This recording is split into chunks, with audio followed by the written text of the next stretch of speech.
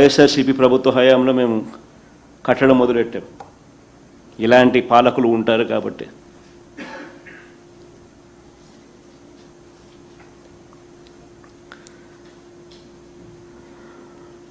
మరోవైపు నాగార్జున సాగర్ చూద్దాం.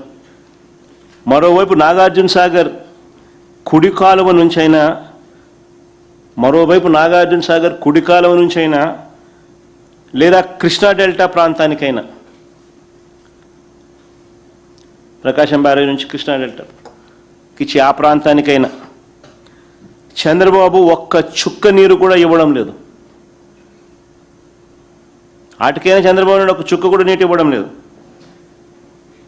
ఎంత దారుణంగా వ్యవహరిస్తూ ఉన్నారంటే, మరో వంక నాగార్జున సాగర్ కింద పులిచింతల ప్రాజెక్టు, ఈ ప్రాజెక్టు టోటల్గా ఆంధ్రప్రదేశ్కు సంబంధించిన ప్రాజెక్టు. ఈ పులిచింతల ప్రాజెక్టులో లెఫ్ట్ రైట్ సెంటర్ ఇల్లీగల్గా లిఫ్టులు పెడుతూ తెలంగాణ ప్రభుత్వం కన్స్ట్రక్షన్ చేస్తూ ఉన్నా కూడా చంద్రబాబు నాయుడు చోద్యం చూస్తూ ఉన్నాడు.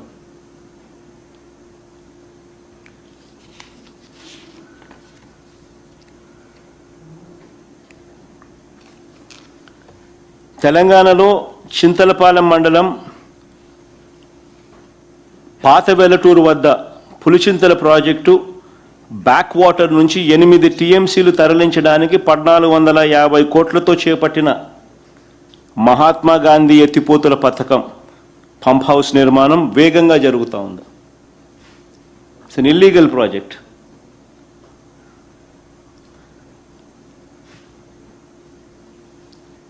చంద్రబాబు నాయుడు చోద్యం చూస్తూ ఉన్నాడు. ఇది కాకుండా తెలంగాణలోనే చింతలపాలెం మండలంలో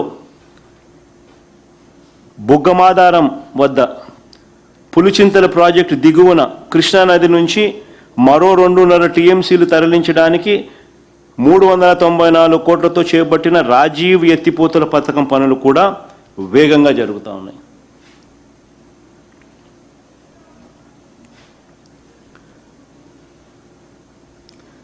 పులిచింతల ప్రాజెక్టు ఉన్న కెపాసిటీ దాదాపుగా 40-45 టీఎంసీలు, ఏకంగా 10-10.5 టీఎంసీల దాకా ఇక్కడే కనపడతా ఉంది. లిఫ్ట్లు పెట్టి ఎత్తే కార్యక్రమం మనకల్లా ఎదుటే కనిపిస్తూ ఉంది. జరుగుతూ ఉన్నాయి పనులు. చంద్రబాబు నాయుడు చోద్యం చూస్తూ ఉన్నాడు. కనీసం మాటలు లేవు, అడిగింది లేదు.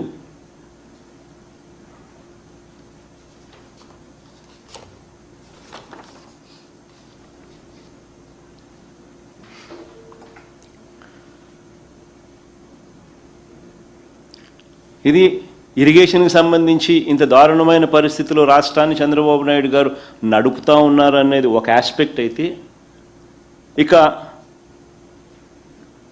ఇంత విపత్కర పరిస్థితులు కరువు వల్ల ఉన్నా కూడా చంద్రబాబు నాయుడు గారు రైతులను, రైతు కూలీలను, ప్రజలను ఆదుకుంటున్నాడా?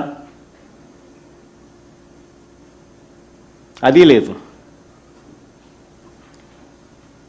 రైతులకు ఆర్థిక రక్షణగా ఉండే వైఎస్ఆర్ ఉచిత పంటల బీమాను రద్దు చేసి రైతులకు తీవ్రమైన అన్యాయం చేశాడు. ఇప్పుడు రైతులే ప్రీమియం భారాన్ని కట్టుకోవాల్సిన పరిస్థితి వచ్చింది.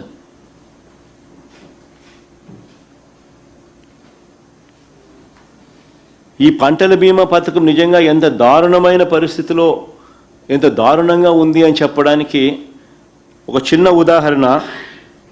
కేంద్ర ప్రభుత్వం పార్లమెంటుకు లిఖితపూర్వకంగా ఇచ్చిన రిప్లై, ఒకసారి ఆ లిఖితపూర్వకంగా ఇచ్చిన రిప్లై ఒకసారి మీరు గమనించమని చెప్పి నేను కోరుతా ఉన్నా.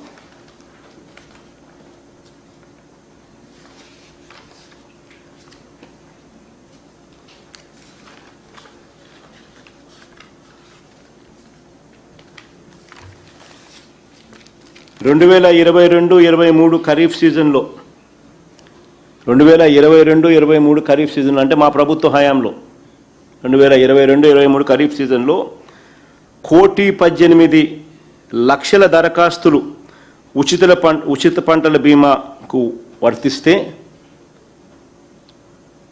1,18,00,000 ఆంధ్రప్రదేశ్లో 1,18,00,000 దరఖాస్తులు ఉచిత పంటల బీమా వర్తిస్తే 2022-23 ఖరీఫ్ సీజన్లో, ఈ 2026-27 ఖరీఫ్లో కేవలం 40 లక్షల దరఖాస్తులు మాత్రమే పంటల బీమా కిందికి వచ్చాయి.